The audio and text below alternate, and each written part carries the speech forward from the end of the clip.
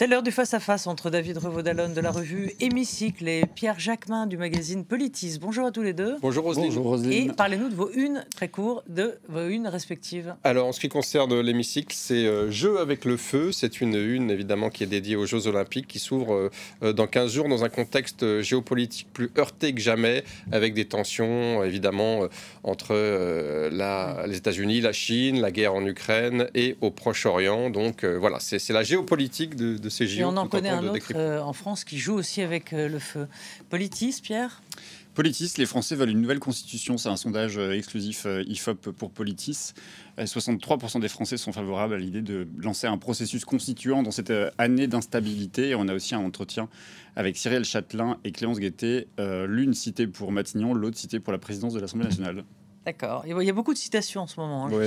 Tout le monde se voit Premier ministre ou ministre. C'est la semaine du name dropping. Oui, tout à fait. On va sûrement en faire. Alors, en plein mois de juillet, les députés élus font leur rentrée dans la cohue. François Hollande et le groupe socialiste sont arrivés en pensant peut-être secrètement que parmi leurs rangs figurerait le Premier ministre. Idem pour les Insoumis qui revendiquent le pouvoir. Quant au RN, il est arrivé sans espoir d'occuper l'hôtel Matignon, mais avec celui d'une conquête future. Ce n'est que partie remise, selon l'expression de Marine Le Pen. Pierre, ou... comme vous voulez, Pierre. Oui, situation assez exceptionnelle, inédite, je crois. Mais moi, je ne cesse de penser que depuis dimanche, les résultats de cette élection vont avoir généré une frustration immense, mais dans l'ensemble du corps électoral. C'est-à-dire que les électeurs de Marine Le Pen, on leur a volé le pouvoir. Le Front démocratique ou le Front républicain leur a volé le pouvoir. On leur disait qu'ils allaient avoir la majorité absolue. Le camp central, il reconnaît quand même sa défaite, mais en incapacité de poursuivre son histoire. Et puis le camp de gauche, qui est arrivé en tête des élections, même s'il devait demain être en situation de former un gouvernement, n'aurait pas beaucoup de marge de manœuvre pour appliquer le pouvoir. Et donc derrière, c'est aussi la déception des électeurs de gauche et sans doute un boulevard fait à Marine Le Pen, comme vous venez de le dire, pour l'année prochaine, si dissolution il devait y avoir, voire pour 2027. Donc c'est vrai que la situation est extrêmement compliquée.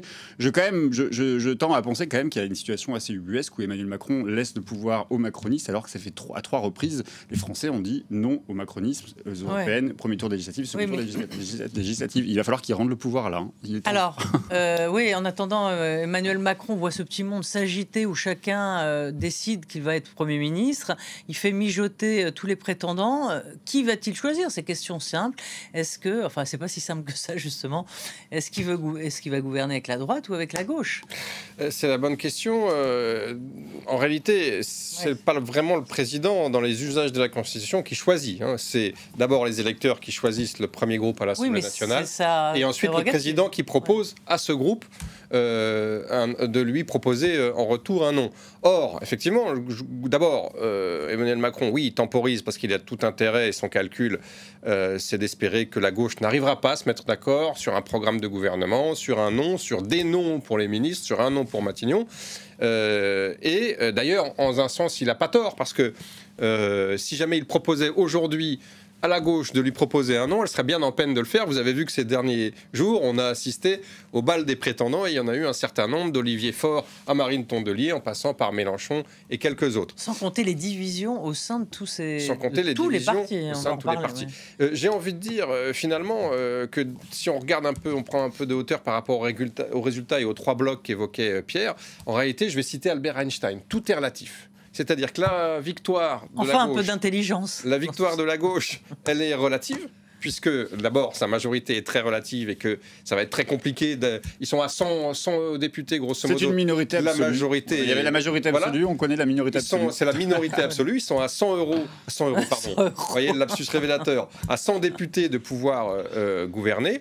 La Macronie, alors certes, a sauvé un petit peu les meubles, mais là encore, tout est relatif, puisque ils sont réduits à la portion congrue. Ils ont perdu quasiment 100 députés par rapport à 2022. Ils sont incapables, malgré ce que Emmanuel Macron et certains macronistes essayent de nous faire croire, de proposer un gouvernement qui tienne la route. Et puis ils sont très très divisés, on va sans doute en parler, avec des fractures béantes.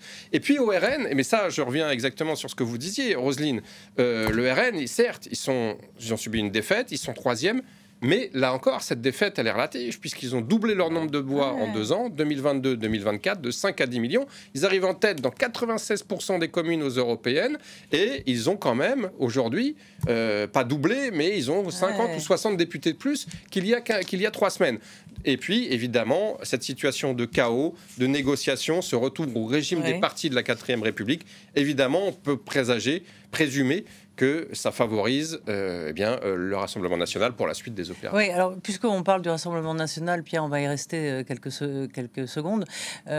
Ces 11 millions d'électeurs, est-ce qu'il faut que Emmanuel Macron en prenne compte, en prenne compte, oui, c'est français, en prenne compte dans la future majorité, non pas pour gouverner, je vois que vous avez peur d'un seul coup, non, mais pour les sujets qui ont animé les électeurs du Rassemblement national soient aussi écoutés, que ce soit sur le pouvoir d'achat ou sur l'immigration. Alors, 11 millions, je sais qu'ils ont une grosse progression, mais ils n'arrivent pas quand même. 11 millions d'électeurs. 11 millions, je crois que c'est à 10 000, ils sont à un peu plus de 10 millions, mais bon, peu importe, ils sont en progression, c'est une certitude.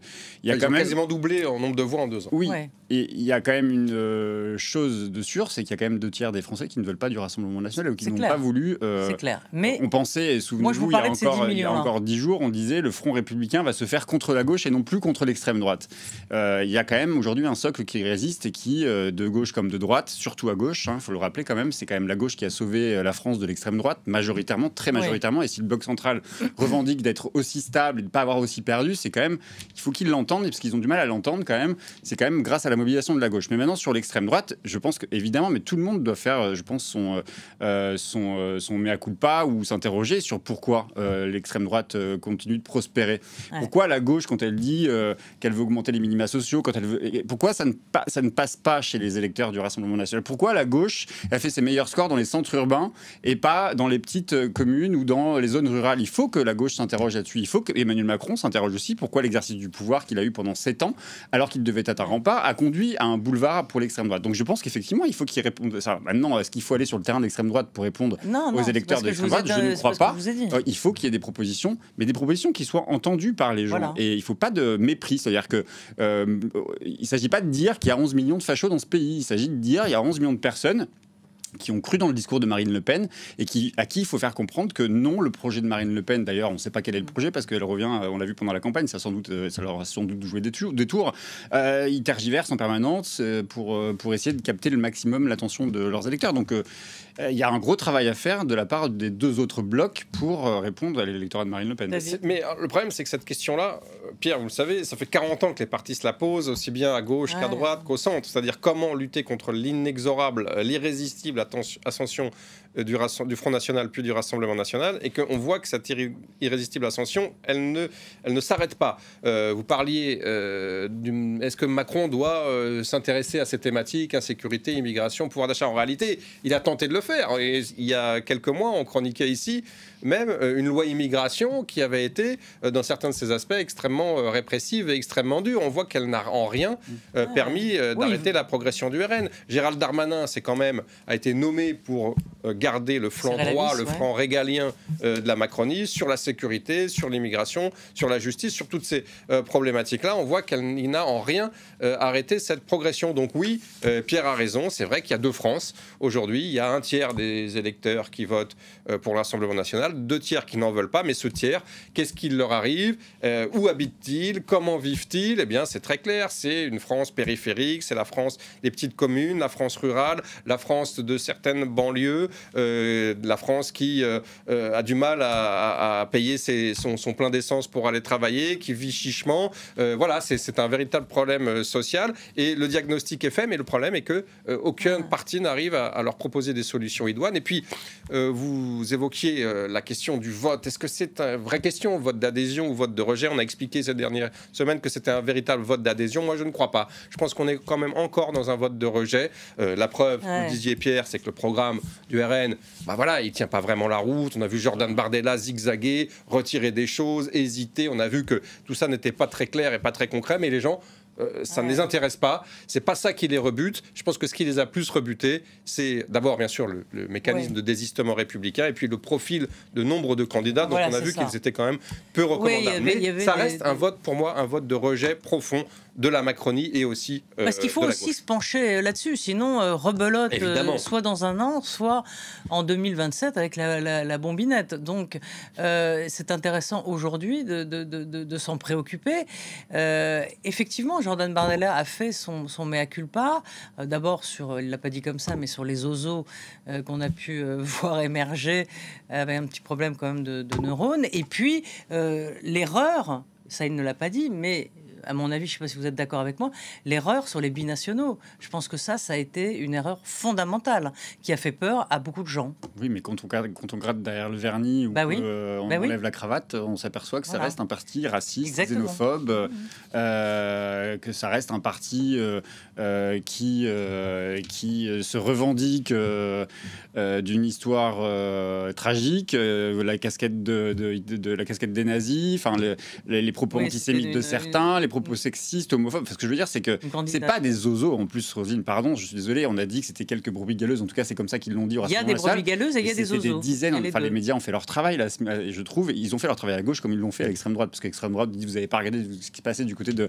Nouveau Front Populaire. Ils l'ont fait, et du côté de l'extrême droite, on s'est aperçu que c'était pas 5 cas qui faisaient tâche. Non, c'est beaucoup plus. Donc il y a, en fait, je ne cesse de le dire, mais quand on fait le travail de nous médias, on arrive à montrer que Marine Le Pen, bah non, elle est pas son papa, et elle n'est pas féministe, et elle n'est pas écologiste, et elle n'est pas sociale. On voit bien aujourd'hui, et je trouve que c'est au moins une des révélations de ces élections, mais ça ne change pas la donne. Je veux dire, on peut mettre n'importe qui. D'ailleurs, plusieurs candidats RN, on n'avait même pas vu leur visage, ils ne sont pas fait de débat. Les gens votaient parce que c'était Marine Le Pen et Jordan Bardella. Donc c'est là-dessus qu'il faut s'interroger. C'est quand même sur la ligne idéologique de ce parti. Alors, on va parler des divisions. Partout, il y a des divisions. Donc chez les Insoumis, ceux comme Clémentine Autain, François Ruffin, Daniel Simonet, qui veulent créer un groupe avec les écologistes et les communistes. Division chez Renaissance, ex-majorité, ils veulent faire sécession si une coalition se fait avec les LR, qui eux-mêmes sont divisés. Bref, ça fuite partout. Oui, effectivement, c'est fuite à tous les étages. Il faudrait un méga super plombier pour réparer tout ça. Et c'est qui le plombier? Alors, bonne question. Le problème, c'est qu'il y en a plusieurs potentiels, sachant que, voilà, si on se dirige vers une coalition de gauche, il faudrait peut-être l'élargir un peu, mais on voit que c'est impossible, parce que l'élargir, ça veut dire l'élargir à la Macronie. Et les macronistes sont incapables ou pas désireux, en tout cas, de collaborer avec la France insoumise. Si on a une coalition plus centrale, eh bien, vous voyez que ça fuit aussi de toutes parts, puisque l'aile droite ne veut pas travailler avec la gauche, et l'aile gauche de la Macronie ne voudra pas travailler avec la droite. Ben, c'est quasiment une solution. Il y a une règle par rapport à ça, c'est ce que vous prenez à gauche, vous le perdez à droite, ce que vous prenez à droite, vous le perdez à gauche. Donc, je pense qu'il faut essayer puisque c'est une situation que nous n'avons jamais vécue, essayer de s'extraire un peu. On voit qu'aucun groupe n'a la majorité absolue. Il faudrait peut-être raisonner en contre-majorité, c'est-à-dire quel est le groupe qui serait susceptible de constituer une minorité absolue, une majorité très relative, mais surtout de ne pas chuter face à une motion de censure. Un exemple, si vous avez la gauche au pouvoir, et là je fais de la politique fiction, et qui propose un projet qui suscite l'opposition à la fois des macronistes et du RN, est-ce qu'on imagine la Macronie et le RN qui viennent de s'écharper, et la Macronie qui vient de participer à un front républicain contre le RN, voter ensemble contre la gauche? Et la même question vaut également, pour une majorité relative macroniste qui propose un projet de loi. Est-ce que le RN et la gauche voteraient ensemble? Donc en réalité, il faut peut-être plus raisonner en termes de contre-majorité susceptible de voter une motion de censure et de faire tomber un gouvernement plutôt que de majorité. Mais ça, c'est quelque chose à laquelle nous ne sommes pas habitués. C'est une nouvelle grammaire. C'est un peu la grammaire de la 4e République qu'il va nous falloir réapprendre dans les habits de la 5e. On est dans la rencontre du 3e type, là. On est dans l'expérimental. Mais ce que dit David est absolument vrai. Et c'est à mon avis ce qui se joue en ce moment dans les discussions. C'est-à-dire on joue la minorité. On joue l'absence d'opposition dure. C'est-à-dire que si la gauche devait prendre le pouvoir demain, la condition pour la Macronie, c'est qu'il n'y ait pas de France insoumise au sein du gouvernement. Et de l'autre côté, la condition qui pourrait être celle du nouveau Front Populaire, y compris sans la France insoumise, ce serait de demander aux macronistes, ok, mais vous nous laissez gouverner et vous vous engagez à ne jamais nous faire chuter, c'est-à-dire faire la motion de censure. Et ça, cette hypothèse est pas totalement improbable, hein, parce que la France insoumise peut tout à fait dire ok, nous on se retire, on soutient, mais on participe pas. Et mais c'est pas du tout c'est pas du tout ce qu'on entend là. Ils veulent. Non, mais attendez, vous croyez vraiment? Enfin bon, je sais pas. Moi, je sais pas. J'ai quand même le sentiment. vous entendez Mélenchon, hein, vous entendez les uns et les autres, Adrien Quatennens. Je ne sais pas si la France insoumise a véritablement envie de prendre le pouvoir là tout de suite. Je ne sais pas si elle y a. Et je vais vous dire en toute honnêteté, en toute franchise, je ne sais pas si elle y a intérêt, la gauche, à prendre le pouvoir. Qu'est-ce que vous voulez qu'elle fasse? La gauche, si elle est au pouvoir, elle va décevoir nécessairement. Mais elle n'est pas gauche en plus.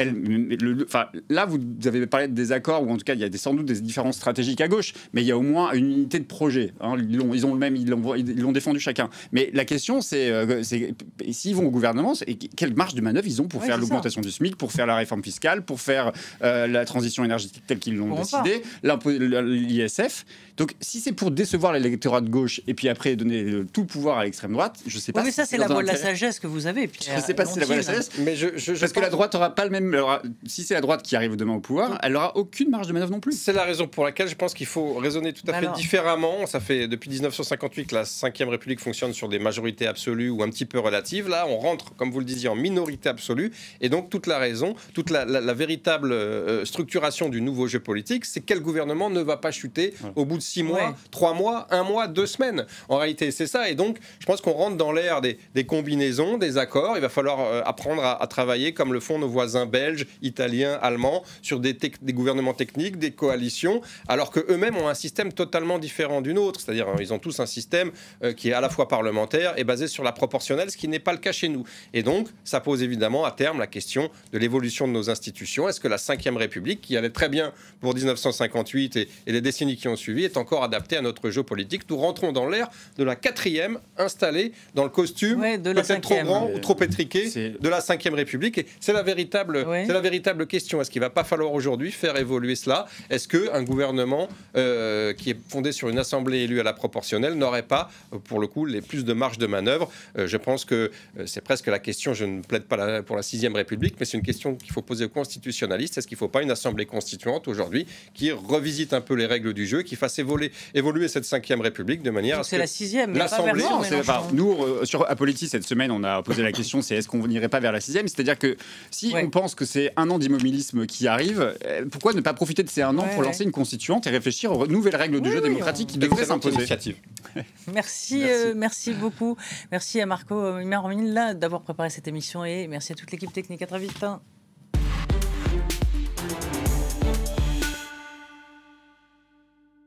L'économie est au cœur de notre vie. Vous voulez connaître les bons gestes pour protéger notre planète? Inciter les consommateurs à revendre leurs produits qui dorment dans le tiroir et qui ne servent à rien. L'économie est en première ligne pour arrêter les dégâts. Venez rencontrer ceux qui créent de nouvelles façons de produire et de consommer. Ils seront avec moi dans Plan B, l'économie autrement. On a pu réussir à faire ce plastique-là sans utiliser un polymère d'origine pétrochimique. Leurs idées nous aideront à agir. Il n'y a pas de planète B, mais il y a des plans B et c'est chaque semaine sur France 24. Plan B, l'économie autrement, présenté par Myriam Mascarello, à voir sur France 24 et france24.com.